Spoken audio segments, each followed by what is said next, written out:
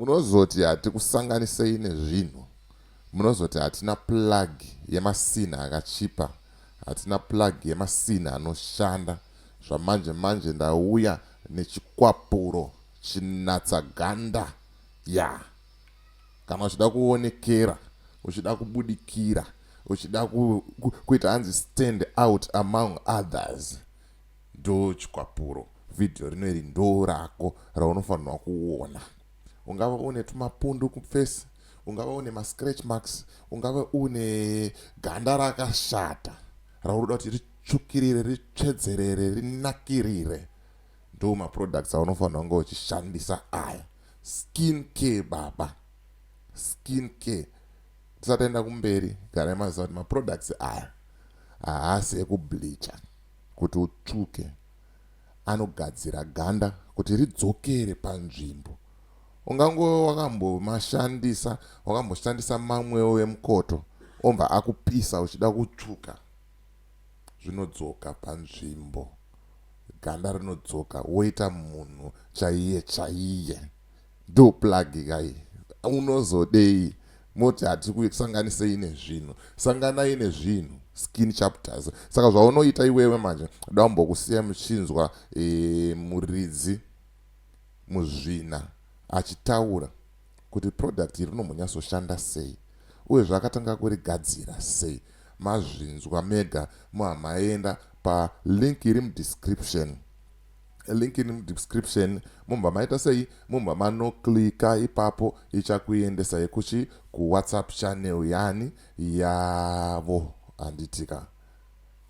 Pane link ye WhatsApp channel, poita link ye WhatsApp group.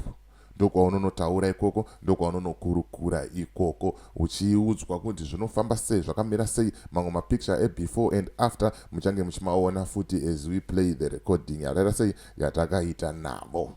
Skin care baba, munhu ngaatsvukirire, munhu ngaaonekere, munhu ngaaite ganda rekuti ari kudya magrapes iye asiri kudya.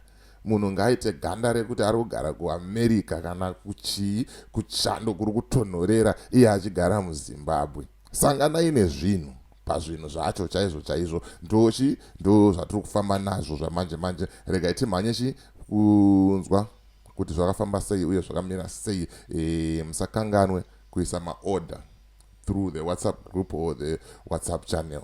Anditika zita rangu ndinonzi DJ Holy. Regai ndibaye zvamanje manje, sarai muchiteerera muchiona kuti zviri kufamba sei apo.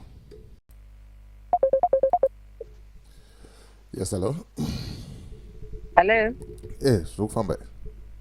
Musha muri sei? Ndiri nani, ndambotrai kufona ndikati pamwe munhu ari busy, ndaona musina kudaira. Ndanditori busy. Foni yacho inenge iri pasilent saka ndakasatoitarisa. Ndowandomisa ko. Right.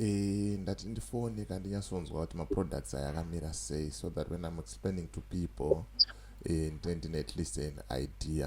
And please note that this call is being recorded for reference sake kana ndakuzodzoka ndichiita playback ndichiteerera. So Alright. the most important thing. Alright. I will give you my profile. Okay. So that it should not have to easy in terms of just the background. Okay, yeah. Of what we are trying to achieve as a company. So skincare line yedu isu siyasiyana nemamwe maskincare lines akafanana nekuti munhu ari kuda kungo beautify skin.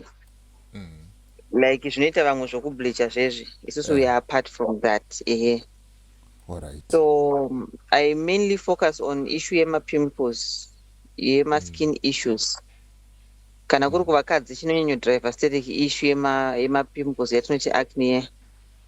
Then issue yema stretch marks. Issue yekuti wakambotsva futi nemafuta achona wakuda kuti skin yako idzokedzane zvakanaka. Ndokwatinonyanyo rerekera ikoko. So the whole drive iripo yasiyana nekutengesa just pick and go kuti ndogona ngokuti mafuta angu in grams andi advertise reyatengeswe. Insi dai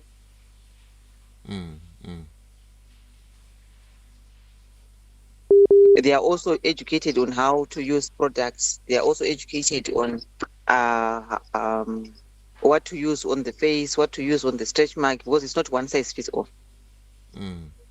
So that's our main focus. So imimi kana makuadvertiser, it's not about skin bleaching. That's the most disclaimer, because kune vanhu vakawanda vari kutengesa mafuta nenyaya yekuti ari kuda kungoita mari. Isusu tiri far away from that. Tiripo pakuti tigadzirise skin yemunhu, whether mwana mucheche, mwana ari kudarika mwana mucheche mbichana, vane masinasisi vaivai vanenge vane anonzi machima allergies, anoita skin inenge iri fani fani, but haazozive kuti how do I cater for my skin. Mumwe anozongorizota kungoisiyawo yakadaro ari black, under eyes, mhino yake.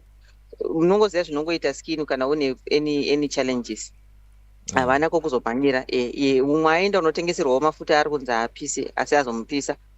Anozoita sei after that? Because still ukadzokera ikokoko munhu anongokuti haana kuvirana newe, but haana solution. So in a nutshell, we are the solution to my skin problems.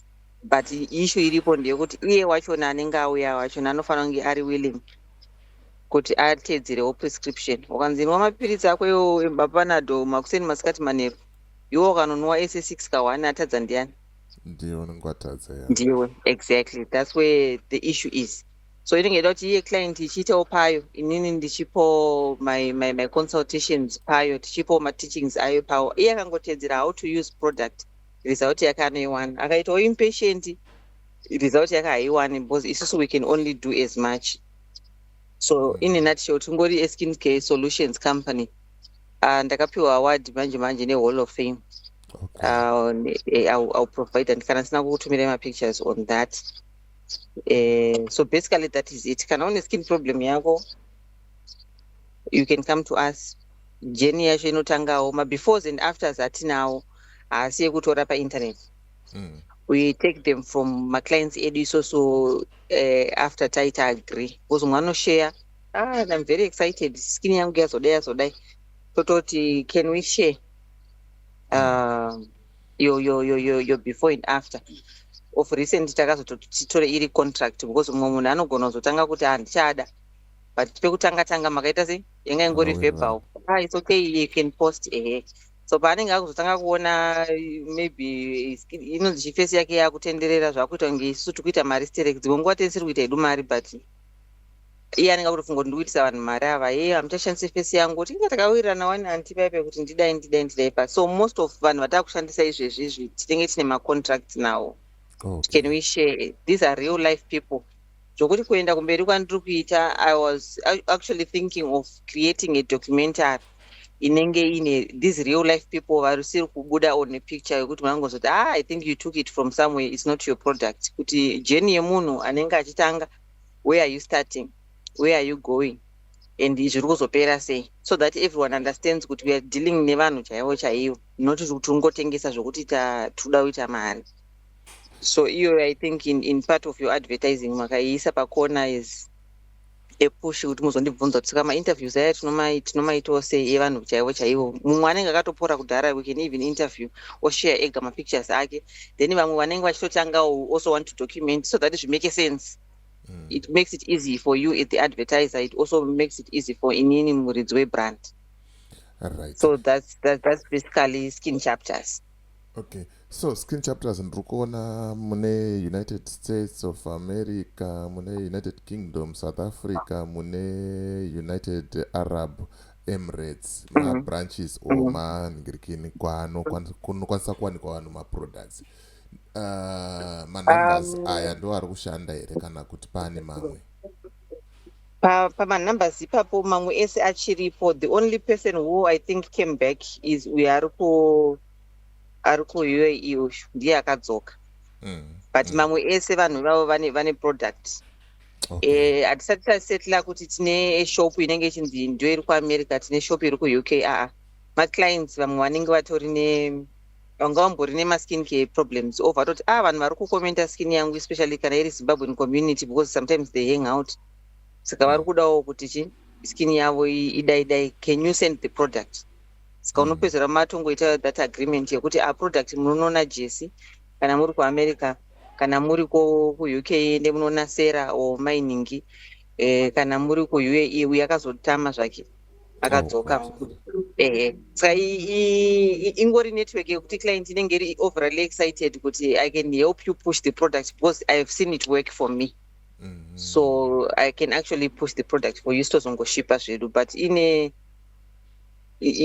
very good way kuti tichida kuti tinge tine shopuwo, but we are still working on that kuti tinge tiri in those areas zviri visible, not only zvongoti products iripo. But kuri kutofona kuuk panhamba iyoyo chito tiri kutoda products unotoiwana, ukatofonera ari kuamerica uyo ukati uda products unotoiwana. So for how long has been Skin Chapters existing in existence? Skin Chapters takatanga 2020 time yecovid ye.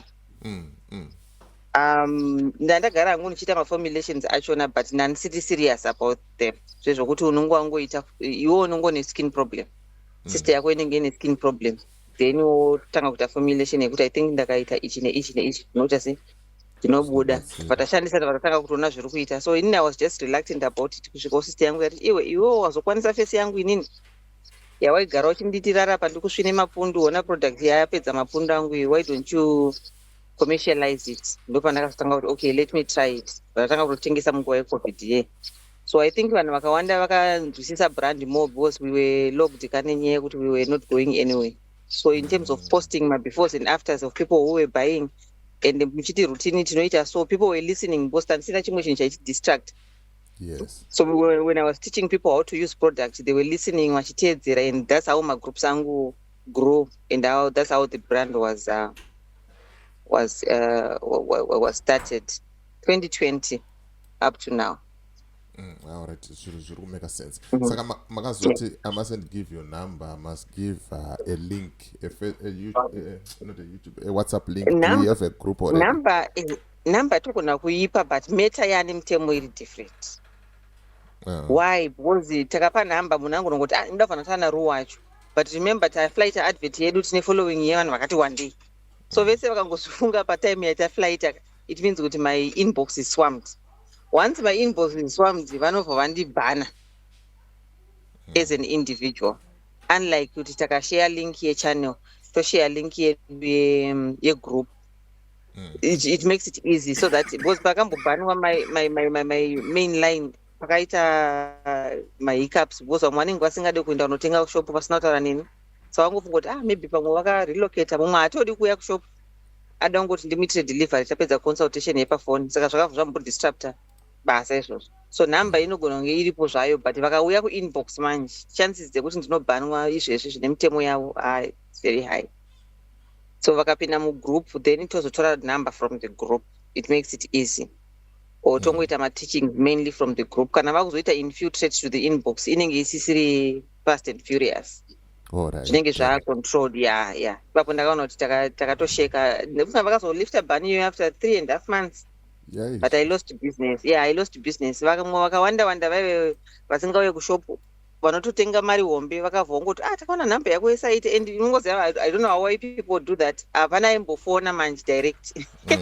Aingoti akangokuona usiri paWhatsApp obva angoti zi, instead yekuti atumire katext kuti WhatsApp yenyu haisi kuita muchiriko here. Saka zvakabva zvangoti wozi kusvika vanhu vakazotanga kuona mastatuses pandakaleftirwa ban, but vangava vekutoti ndakutotsvaga naimi muri kopiko marova, vanzi takaona mamusisa batike paWhatsApp and what ndipo vakazotanga kudzoka beki. So you can flight the number, but risk yekuti ndinozobhanwa manje vanhu vachiuya kuinbox inokanganisa kuti business. And then ndanotshiva muHarare, are you in Harare? You are located where? The main shop iri kuHarare. Then tine kamwe kamini shop karimo mutown kuitira vaya vasingazokwanisa kudrive up, because the main shop is kumaAvenues kona 2nd and Chinamani. Okay. Then a small shop walk convenience kari mutown pamaGolis Plus. Although we are still looking for a correct place yekuti tinge tiri tandiri pamain post office paZim Post Pepe, but I think they are renovating or so chichakaitika. So we were moved. Tikangoti tingotsvagawo patinokwanisa kungoti tinge tiri mutown, but we are still looking for a place yekuti vanhu vakasvika it's conducive. Apa takangoonawo a small area which we are not really happy about it, but at least ungoseva ayo purpose kuti we are still in town. So then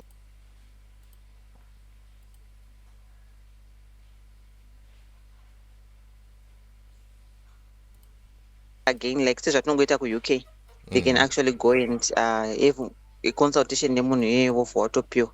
So zvinoitika pamaagents angu ese, maagents angu ese anenge achishandisa product, mostly vanhu like I was saying kuti munhu anenge akashandisa product and she's happy, atori netestimony, or maybe akabva atotengera mwana wake zviti zveeczema and she's happy, akutoti ndikuda kuita agent.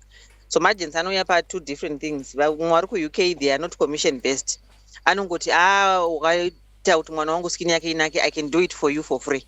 Then kune vamwe vanenge achiti I want to and then I make a profit out of it.